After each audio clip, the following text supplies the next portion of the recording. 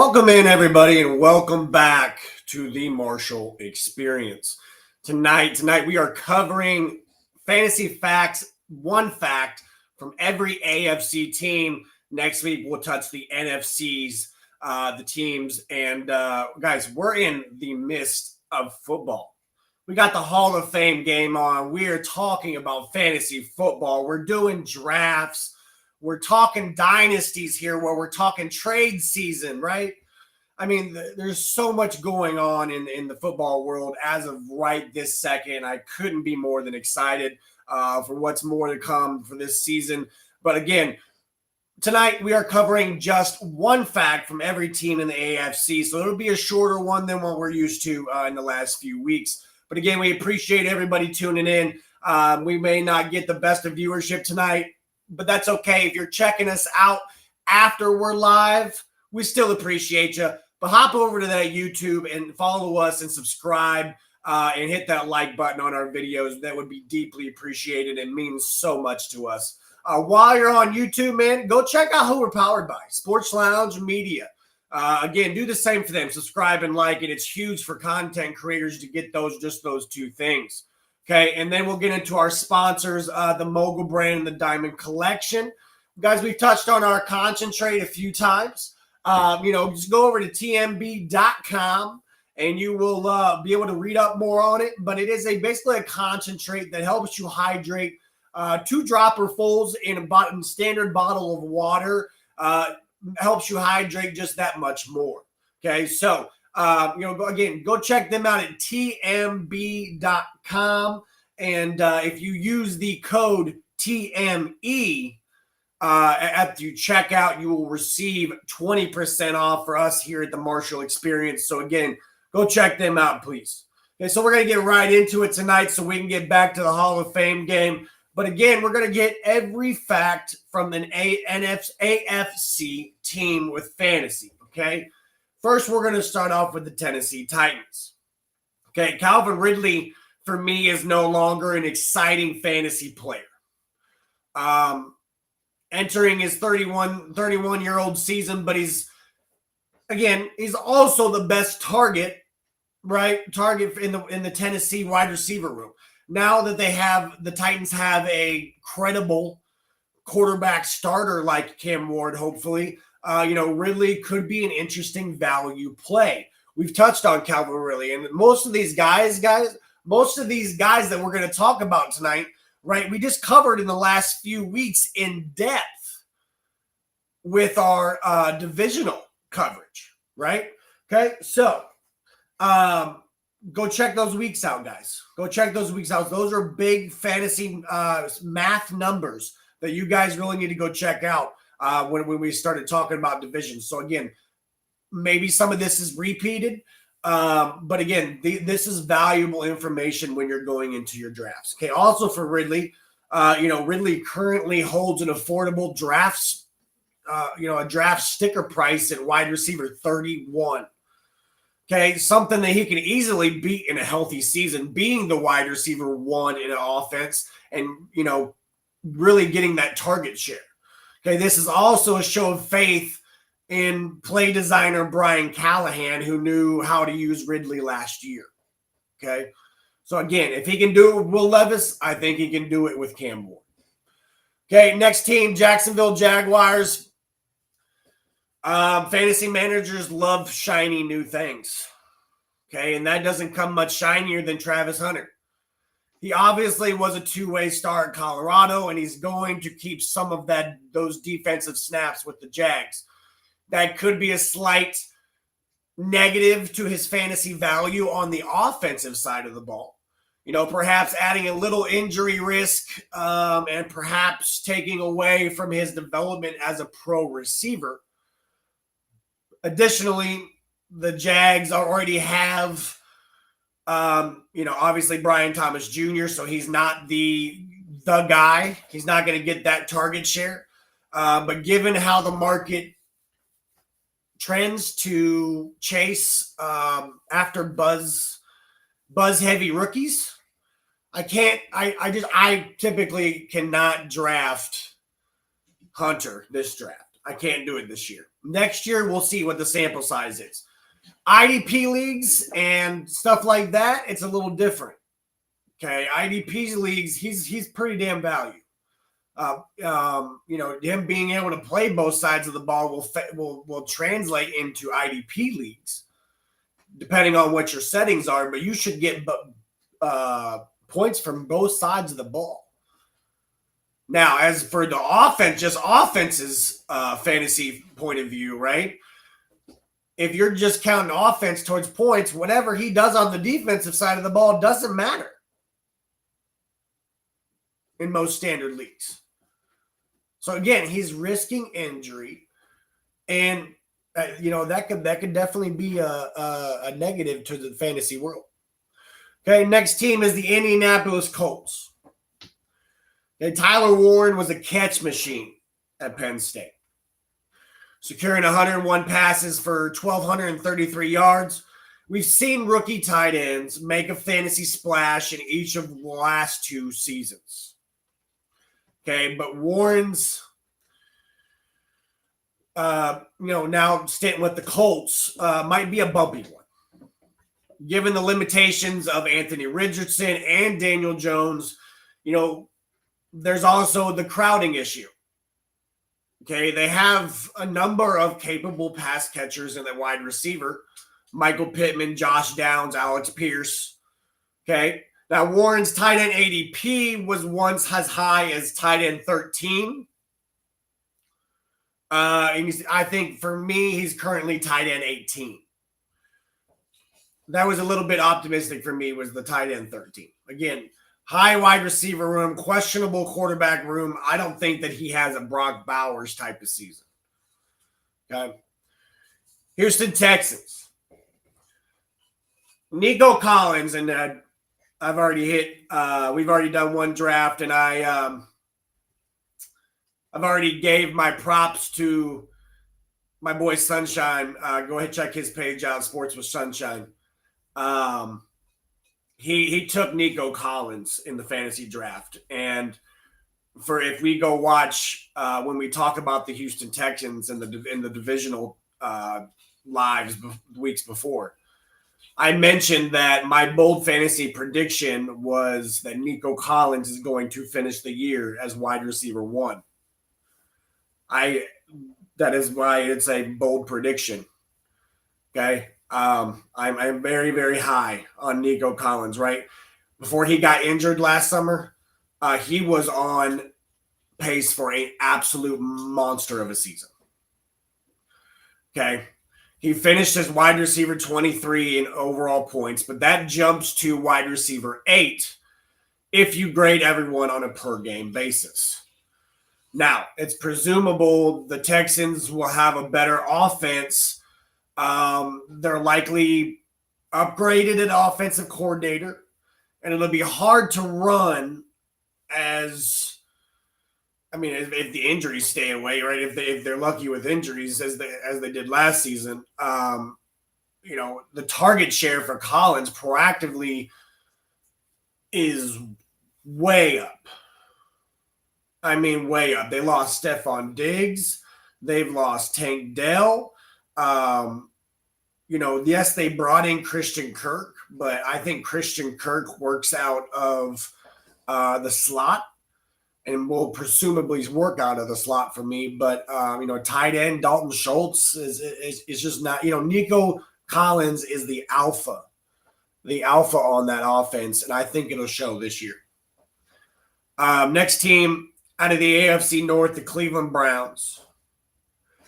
The early market doesn't believe Jerry Jeudy's breakout year. I, however, do. He was the wide receiver 15 in half PPR scoring last season. He's being drafted at the wide receiver 37 slot this spring. Okay. I think the market is probably right. Cleveland's quarterback room might be even worse than it was last year. The Browns likely recognize their path to competing is two ugly things, but you know what I mean? It's not going to happen. But we're relying on the defense, and the running game is not going to get it done for the Cleveland Browns. Okay. That sort of approach puts a caked ceiling on the passing game. Jeudy also has a modest touchdown rate as a pro. Receivers own most of that metric once you get deep into the career of Jerry Jeudy. But even at bargain cost, Jeudy is not a prolific target for me just because of the target share, right? Again, we go back to target shares. We always go back to target shares. Now, I am high on Jeudy as a player. He is clearly the wide receiver on that role, but he also has to deal with David Njoku, who I think will have a phenomenal year no matter who is at quarterback. If Joe Flacco is at quarterback, I'm willing to flex Jerry Jeudy. If it is more of Dylan Gabriel or Shadur Sanders, he might be a late round dart. I mean, again, he's the Calvin Ridley tier. He's the, you know what I mean, the wide receivers that are in bad offensive environments, right? But the targets have to be there. Look at the Raiders last year. The Raiders are two prime examples. Jacoby Myers had over 100 triple-digit targets and was wide receiver. I think we said wide receiver 27 last week we talked about. And then you had the Bowers, who finished as tight end number 1. I mean, yes, it was a lot of fourth quarter garbage time. But again, it's who cares about that when we're talking fantasy points? I'm not going to complain, right? Okay. For the Pittsburgh Steelers, it's not common for a non-injured player to lose a ton of fantasy value here in early in July. Okay. But that's what's happened to Jonnu Smith. Okay. The Dolphins featured him in a way that the Steelers likely will not, which means Smith probably returns to the useful but unspectacular player that he was before 2024. Okay, think back to 50 catches, 600 yards, and 3 touchdowns. Okay, that Jonnu Smith produced with the 2023 Falcons. Okay, Kyle Pitts was his teammate, right? He had a running mate just like he is in Pittsburgh with Pat Fairmouth. And Arthur Smith was his OC. See a trend here? He's going back to literally his 2023 offense. And that's the neighborhood of what I expect this year. Okay, I had Smith as the tight end 7 before the trade. Okay, I had him pretty darn valuable before the trade. But now he's in the mid-teens for me. Smith and Pat Fairmouth are tight ends with different skill sets. But Fairmouth also loses with the trade because I bumped him down to tight end 20. So again, they really hurt each other. I mean, it's going to be an overall better thing for Aaron Rodgers, but fantasy wise, it's going to be tough for them to both produce great numbers when you have DK Metcalf as well out there with 2 pass catching ability running backs in the backfield. Okay. For the Cincinnati Bengals, the Bengals were a perfect fantasy carnival last year. As I've said before, this is how I lost my big money championship league last year was to Burrow and Chase alone. They put up 100 points, and it was hard to come back from, right? They were a real reliable offense that was pushed into regular shootouts by its lousy defense. It was almost too good to be true for fantasy managers, especially when you consider how narrow Cincinnati's tree usage was. Okay, the good news, I'm not sure much has changed. The offense is still top heavy. The defense still somewhat suspect, but there's no reason to complicate things here. Ja'Marr Chase is the top player on my board. Joe Burrow, Chase Brown, and T. Higgins all qualify as proactive targets. Okay, I don't see this offense going anywhere. They should have focused on the defense. They got Oren Burks from Philadelphia, who I think will fill an every down linebacker role like he did when Nakobe Dean went down. They have made additions, but they signed Shamar Stewart. I think that was a plus. But again, is it enough? Can they get this Trey Hendrickson deal done? There's a lot of questions still surrounding the Cincinnati defense. Next one is the Baltimore Ravens.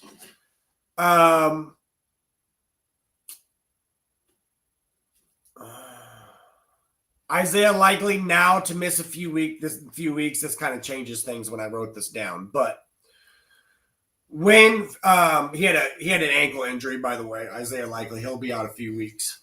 But when fantasy managers target those one injury away upside picks like Isaiah likely, say Mark Andrews goes down and his value skyrockets, they're usually thinking about running backs, but Isaiah likely is the rare tight end who fits that frame. The Baltimore offense supported two useful tight ends last year. Mark Andrews was the tight end 5, likely the tight end 16. Okay, and likely probably has more upside moving forward as he gets more familiar with the offense, given that he's also 5 years younger than Andrews, right? For me, last year, Mark Andrews had 673 yards to Isaiah Likely's 477. Receptions 55 to 42, touchdowns 11 to 6. And their targets were, decently separated too at 69 to 58. So by 11 there. Obviously Mark Andrews is the veteran guy. I would trust Mark Andrews and draft Mark Andrews before Isaiah Likely. But like I said, he's that handcuff guy that you really want to go after, because if something happens or Mark Andrews loses that step again, Isaiah Likely is the guy up. And you've seen it early in the season last year, especially against Kansas City. Selecting Likely isn't for everyone, right? Because, again, it's a risk. Because he won't project as a sure fantasy starter unless Andrews or perhaps a Baltimore wide receiver gets hurt. But this is the type of upside pick that could tilt your league. Likely is an interesting option, landing at about around a pick 130. Okay. Get on to the AFC East. The New York Jets. For me, Justin Fields might never be a great NFL quarterback. He has a major sack problem, and he just won 10 of 38 games as a Chicago starter. Well, that said, Fields is a gifted runner, and he's tied to a Jets team that can probably play to his strengths. Okay, given that Tyrod Taylor is the backup, Fields probably begins the year with a fair amount of job security. He also dodged a training camp injury scare recently, so there's no reason to sell it short there. New York's wide receiver group isn't deep, but at least Fields had experience and success with Garrett Wilson in college. We don't fail to wrap our head around that sometimes. And guys, these two have already played together, and they have only matured in their career. Okay, they're familiar. Given how fantasy leagues score quarterback rushing production, well, Fields still looks like a value with a global ADP of quarterback 10. All right, now the New England Patriots. Drake May somehow kept his head above water in his rookie year despite, very little help. Now he's entering an interesting breakout candidate year and year 2. Okay, the New England proactively tried to fix everything that was broken around May. The line will be better. The skill players have been upgraded. Okay, Josh McDaniels never worked as an NFL coach, but he's a sure, smart rehire at offensive coordinator. Okay, and May is resourceful and athletic enough to supplement his passing value with occasional running. Okay, May currently sits as the quarterback 15. That shows some market confidence, but still reasonable room for profit. Okay, the Miami Dolphins. The price tag has come down significantly on Tyreek Hill. Okay, he's currently my wide receiver 17 in ADP. But even at that nice price, I'm nervous. Okay, Hill didn't have a catch over 30 yards after week 1 last season, which speaks into Tua Tagovailoa's limitations and injury-mandated playing style. But obviously, Tua is still the quarterback here. Hill also enters his age 31 season, and I'm concerned he might go off the reservation if Miami has a rocky start. He's already done it once after last year. Tua's already called him out on it this year. Okay, Mike McDaniel has to re-earn his circle of trust privileges, and I'll be underweight on Hill on this draft season. Another thing that worries me is that Mike McDaniel has highly praised Jalen Waddle in camp recently, saying that he has shown an extra burst in his step, and he just seems determined and ready to go, and that he could see an increase in targets this year. And I mean, you know what I mean? It's just something that us fantasy managers, we pay attention to. Okay, for the Buffalo Bills, although Ray Davis is just 30 pounds heavier than James Cook, don't overlook what Davis can do in the passing game. Okay, Davis was a reliable pass catcher during his college days, and he scored on 17 of 19 opportunities last year, making a juicy 9.9 yards per target. We've already had a look at what Davis might do in a featured role. Okay, he picked up a mid-season start last year and rolled for 152 yards, total yards. With Cook undersized and unhappy about his contract, Davis is one of the more interesting speculative plays on the board. For the AFC West in the last division, I think tonight, the Raiders. Okay, in a shocking turn of events, rookie tight ends have led the position in fantasy points each of the past 2 seasons. But we have to be mindful that Sam Laporta had a mild tumble in his second year, and perhaps that's what Bowers will face in 2025.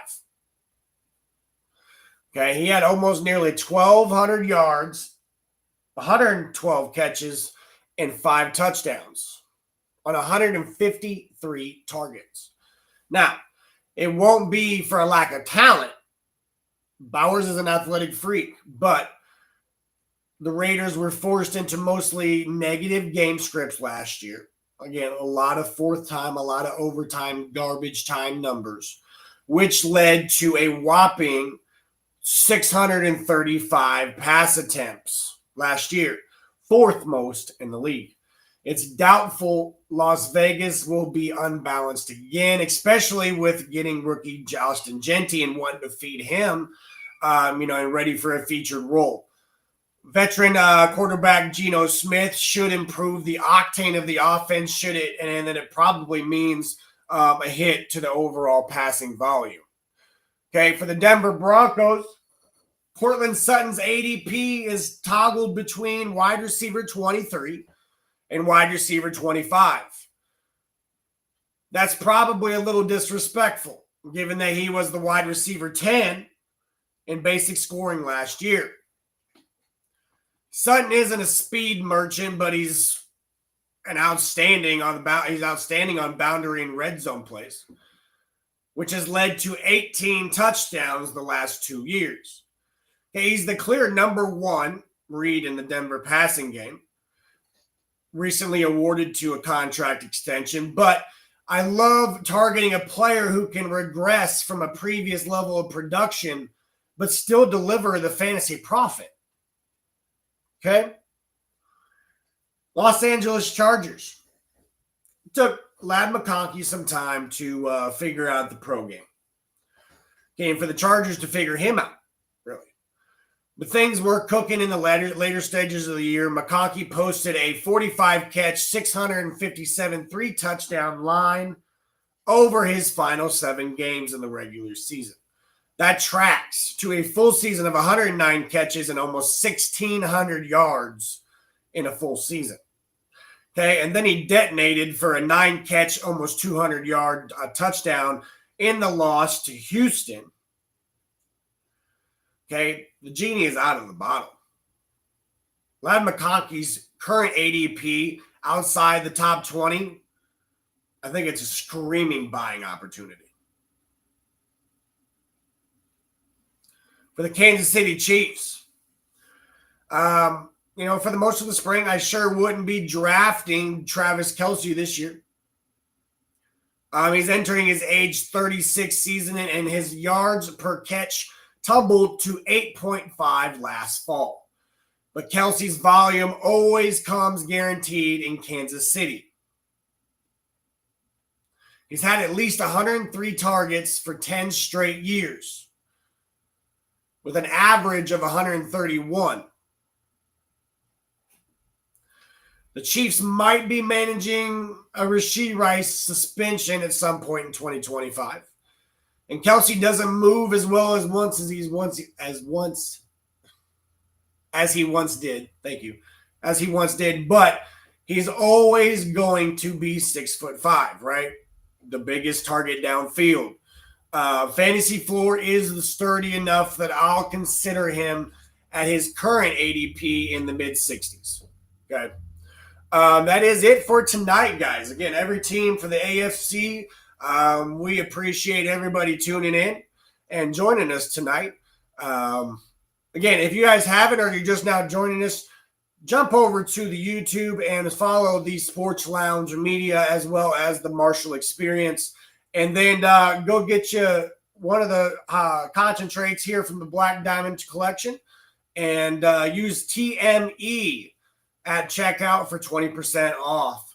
And again, guys, everybody, I appreciate you tuning in tonight, and we will see you on next Tuesday at 8 o'clock. Thank you and have a good night.